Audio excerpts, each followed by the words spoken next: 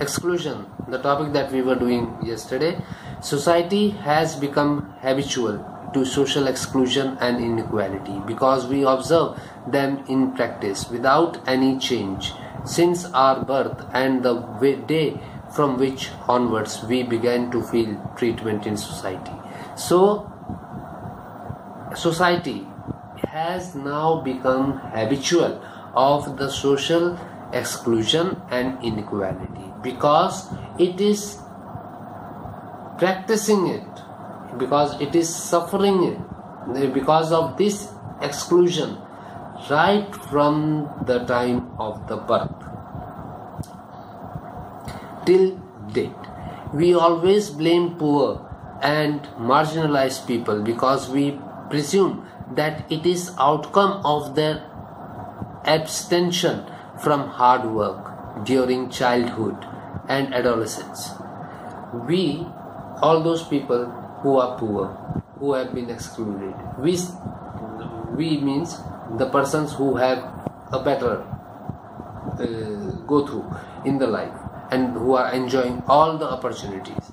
We think that it is because of their deeds at the time of their childhood or at the time of their adolescence age.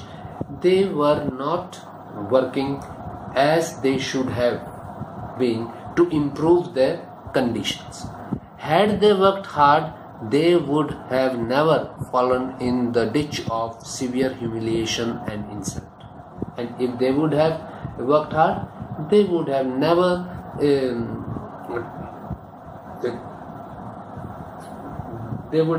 faced the humiliation and the insult that they are facing.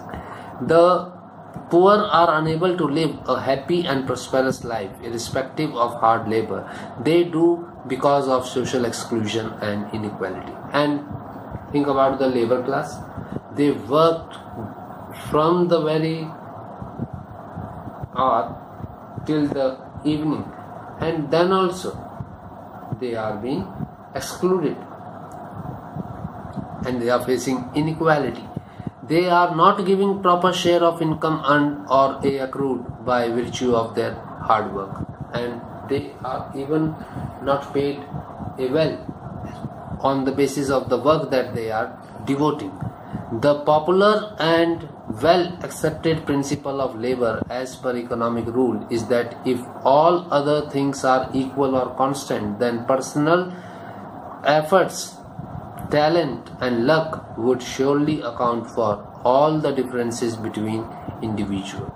So this is an economic principle that if everything is said to be equal or constant, then personal efforts, talent and luck of the individuals will account for them. Individuals with his share in income accrued shall increase, and he will enjoy high standard of life as compared to other who doesn't perform as hard labor as he does. Here also the social exclusion and inequality prove this notion to be a severe failure. Rich people do not sleep on pavements or under bridges because they do not want to sleep there. No one wants to sleep on the footpath पे कोई नहीं सोना चाहेगा, bridges के नीचे कोई नहीं सोना चाहेगा. एक अमीर आदमी जिस तरह से कि एक गरीब आदमी सो सकता है. क्यों? Because they don't want to do so.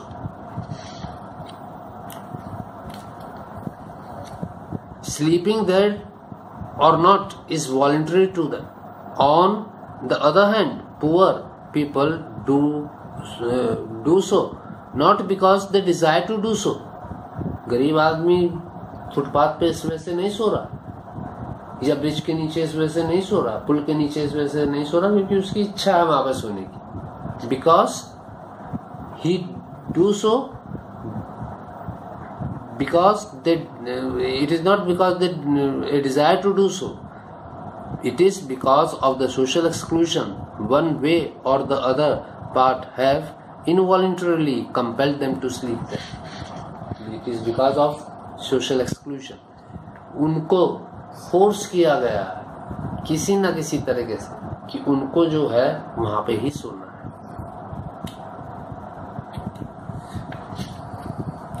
The people facing social exclusion don't try for inclusion because of the prolonged humiliation and discriminatory behavior from the upper caste people, or who have a strong hold on economic, cultural and social capital, generates heat and seeth within them.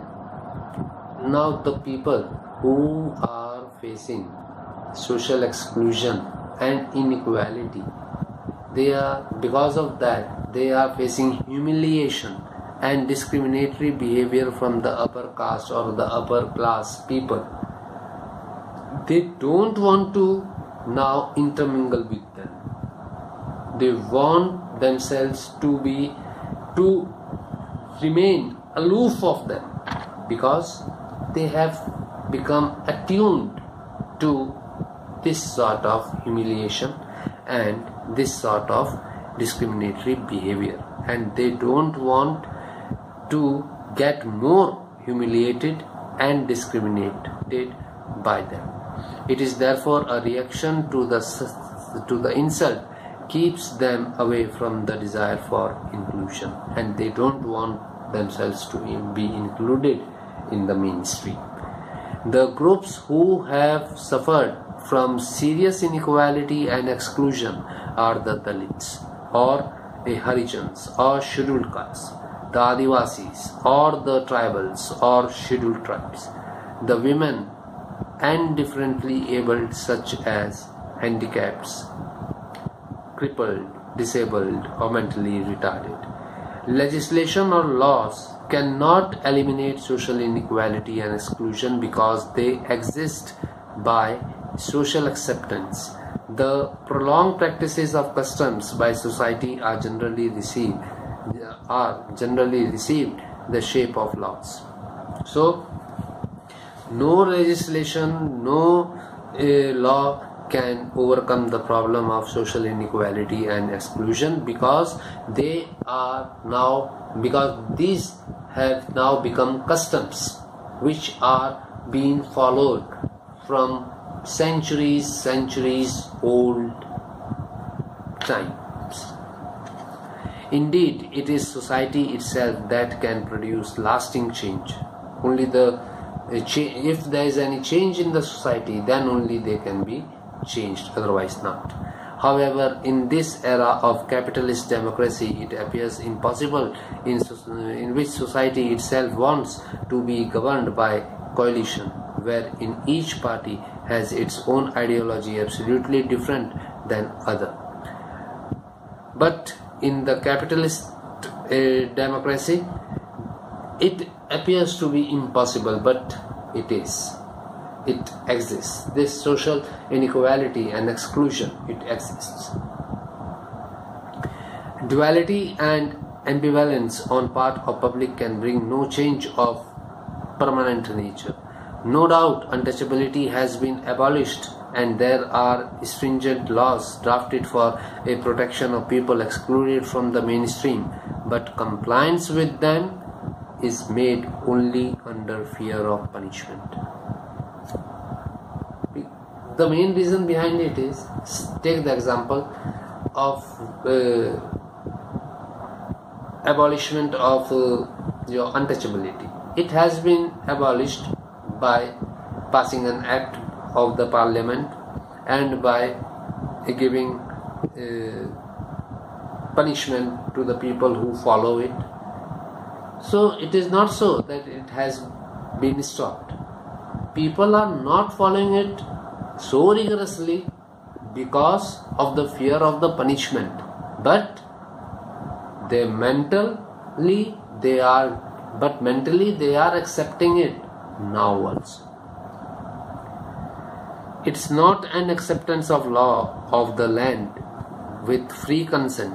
This is the reason social exclusion is still practiced in several states of the country.